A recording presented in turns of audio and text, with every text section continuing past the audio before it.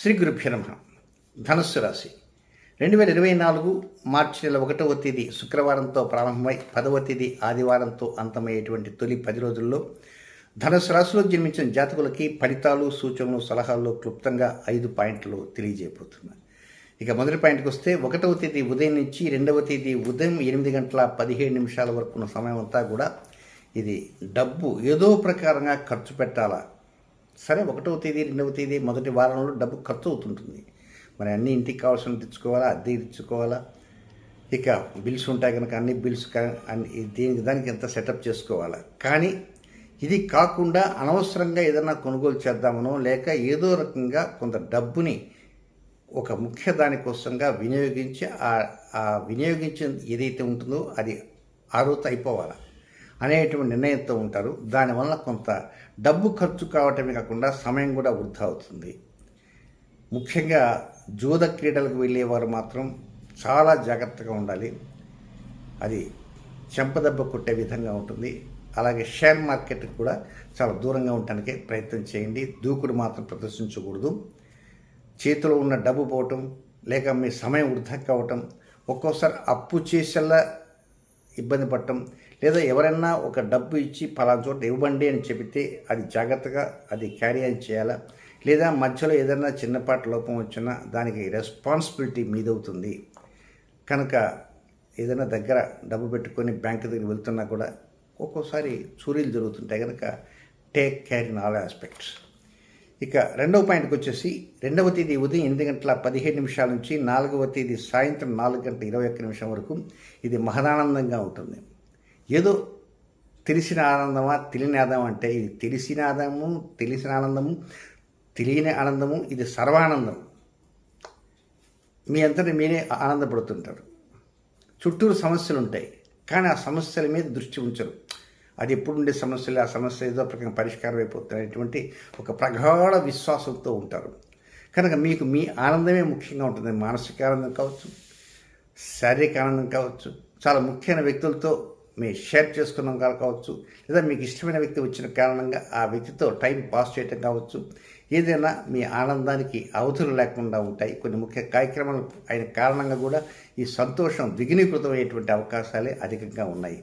ఇక నెక్స్ట్ 3వ పాయింట్కి వెళ్తే 4వ తేదీ సాయంత్రం 6:21 నుంచి 6వ తేదీ రాత్రి 8:28 వరకు ఉన్న సమయం అంతా ఇది కొద్దిగా మాట పట్టింపులు ఎదురవుతుంటాయి. మీరు ఒకటి మాట్లాడతామనుకుంటారు, చిట్ట చివరి దాకా అదే మాట మీద స్టిక్ ఆన్ అవుతారు.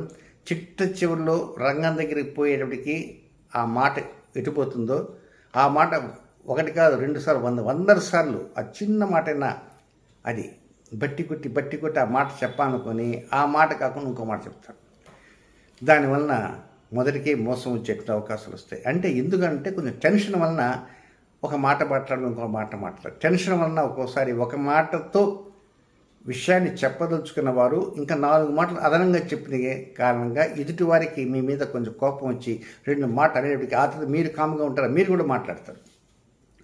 అంటే తప్పు మీరు చేసి ఎదుటివారి మీద తిరగబడేటువంటి విధంగా మీ మాటలు ఉంటాయని మాత్రం ఎదుటివారు ఇట్టే పసిగట్టేస్తారు. కనుక కొంచెం జాగ్రత్తగా ఉండడానికే ప్రయత్నం ఉంటూ చేయండి. తొందరపాటు నిర్ణయాలు మాత్రం వద్దు. ఎక్కడ తొందరపాటు నిర్ణయాలు, ఏదైనా చెప్పదలుచుకున్నప్పుడు పూర్తి నిజానిజాలు తెలుసుకొని ఆ తర్వాతనే చెప్పడానికి ప్రయత్నం చేయండి తప్ప సగం తెలిసి సగం తెలియకుండా వివరాన్ని మాత్రం ఎదుటివారికి అదేవిధంగా అందచేద్దామని మాత్రం అనుకోవద్దు. నెక్స్ట్ ఇక 4వ పాయింట్ వచ్చి 6వ తేదీ రాత్రి 8:28 నుంచి 8వ తేదీ రాత్రి 9:20 వరకు ఇది కొంచెం రెట్టించినటువంటి అనుకూలం కనపడుతున్నట్టుగా అనుకుంటుంది పరిస్థితులు ఉంటుంటాయి. కానీ అంత సీన్ అంటూ ఏముండదు. కానీ కొంతవరకు పర్వాలేదు, అమ్మయ్య గాలి పీల్చుకున్నాము అనుకుంటారు. ఒక్కోసారి పండగ వాతావరణం కూడా 8వ తేదీ మహాశివరాత్రి పండగ ఉంది కనుక ఆ పండగకి ఏంటి స్పెషల్ ఏంటి అనేవన్నీ కూడా తోబుట్టులతో కానీ స్నేహితులతో కానీ లేక అతి ముఖ్యమైనటువంటి ఇటీవల కాలంలో పరిచయమైన వ్యక్తుల యొక్క సహాయ సహకారాలు తీసుకోవడానికి మీ ప్రయత్నాలు మాత్రం సిద్ధంగా ఉంటాయని చెప్పడంలో సందేహం ఎంత మాత్రం లేదు. ఏదన్నా ఒక విషయాన్ని తెలియజేయాలంటే ఇమీడియట్గా మీరు ముందే ఉంటారు, కమ్యూనికేషన్ మట్లో దిట్టగా ఉంటారనమాట. కనుక హ్యాపీగానే జరిగిపోతుంది. 7వ తేదీ 8వ తేదీ 2 రోజుల పాటు ఇక నెక్స్ట్ చివరిగా ఉన్నటువంటి 5వ పాయింట్ 8వ తేదీ రాత్రి 9:20 ప్రారంభమై 10వ తేదీ అర్ధరాత్రి వరకు ఉన్నటువంటి ఈ సమయం మాత్రం ఇది కొద్దిగా వెలితి, ఆరోగ్యంలో వెలితి, దాంతోపాటు గృహస్థానంలో వెలితి, ఉద్యోగంలో వెలితి, వ్యాపారంలో వెలితి, నూతన ప్రాజెక్టులు ముందుకు పోకుండా అక్కడ ఏదో వెలితి, వాహనం మొరాయించడంలో వెలితి, ఏదైనా ఒక మైనస్ అనేది కనపడుతుంటుంది. అప్పటిదాకా లేని మైనస్ ఉన్న పలంగా ఆ తెర మీదకి వచ్చేస్తుంది. కానీ 8 రాత్రి ఒక్కోసారి మీ నిర్ణయాలు తప్పుగా ఉండే అవకాశం ఉంది. 8వ తేదీ రాత్రి 9:20 నుంచి 10వ తేదీ అర్ధరాత్రి వరకు. సరే 8 రాత్రి నిద్రలో పోతుంది టైం, మిగతా time 9 day time, 10 day time కనుక ఈ 9, 10 2 రోజుల్లో కూడా పై అధికారులు ఏమనుకుంటున్నారు, వారి మనోభావాలు ఎలా ఉన్నాయి, మరి మీ ఏమైనా లీవ్ కోసం ఏమైనా ప్రయత్నాలు చేస్తున్నారు, ఏమైంది, ప్రైవేట్ కంపెనీల విషయంలో ఇంకొంచెం జాగ్రత్త ఎక్కువ తీసుకోవాలి, ట్రాన్స్ఫర్స్ ఎలా ఉన్నాయి, లేదా ప్రమోషన్సా, డిమోషన్సా, అది ఏమిటి తెలుసుకోవడానికే మీరు రకరకాల ఆలోచనలు చేస్తుంటారు. సో ఇన్ని ఆలోచన చేసినా కూడా పరిస్థితిలో కొంత మార్పులు ఉండవు కనుక దానికోసంగా మీరు అనవసరంగా డబ్బు మాత్రం ఖర్చు పెట్టుకోవద్దు. ఎందుకంటే అంత సమస్య తీవ్ర స్థాయికి వెళ్ళేది ఏముండదు. ఇప్పుడున్న సమస్య రేపు ఉంటుంది. కానీ మీ టెన్షన్స్ వల్ల అది ఏంటో త్వరగా అయిపోతే బాగుండు అనుకుని కొంత డబ్బు ఖర్చు పెట్టడానికే మీ మనస్సు అంగీకరిస్తుంటుంది. కనుక ఆ డబ్బుకి మాత్రం ఖర్చు పెట్టకుండా దూరంగా ఉండటానికే ప్రయత్నం అంటూ చేయండి. ఇక నెక్స్ట్ కొన్ని నక్షత్రాల వారికి కొన్ని వ్యతిరేక సమయాలు ఉన్నాయి. ఆ వ్యతిరేక సమయాలు ఏమేమిటంటే మూలా నక్షత్రంలో జన్మించినటువంటి జాతకులకి 1వ తేదీ మధ్యాహ్నం 12:48 నుంచి ప్రారంభమై 2వ తేదీ మధ్యాహ్నం 2:42 వరకు అనుకూలమైన సమయం కాదు. విసర్జనీయ సమయము, రొటీన్ కార్యక్రమం చేసుకోవచ్చు.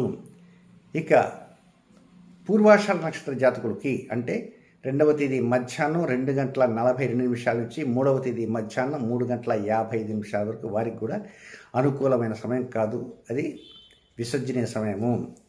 ఇక ఉత్తరాషాఢ నక్షత్రం మొదటి పాదంలో జన్మించిన ధనస్సు రాశి జాతకులకి 3వ తేదీ మధ్యాహ్నం 3:55 నుంచి 4వ తేదీ సాయంత్రం 4:21 వరకు వారికి కూడా అనుకూలమైన సమయం కాదు. కనుక అది పనికిమాలిన సమయం, విసర్జనీయ సమయం. కనుక రొటీన్ కార్యక్రమం మాత్రం చక్కగా చేసుకోవచ్చు, ఇబ్బందులు పడాల్సినంత అవసరం లేదు. కొత్త కొనుగోలు చేద్దాం, కొత్త ప్రారంభాలు చేద్దాం అనేటువంటి వాటికి మాత్రం దూరంగా ఉండండి. సో ఈ సమయాలు కాకుండా మరొక 3 సమయాలు వ్యతిరేకంగా ఉన్నాయి, కాచుకో ఉంటాయి. వస్తే ఏదో ప్రకారం ఇరికిద్దాం అనేటువంటి రీతిలో అవి సిద్ధంగా ఉంటాయి. ఆ 3 సమయాలు ఏ నక్షత్రం వారికైనా ఆ 3 సమయాలు వర్తిస్తాయి. అవి ఎప్పుడెప్పుడంటే 2వ తేదీ ఉదయం 7:53 నుంచి 2వ తేదీ రాత్రి 8:24 వరకు ఇది అనుకూలమైన సమయం కాదు. ఇక 5వ తేదీ రాత్రి 7:23 నుంచి 6వ తేదీ ఉదయం 6:30 వరకు ఇది కూడా అనుకూలమైన సమయం కానే కాదు.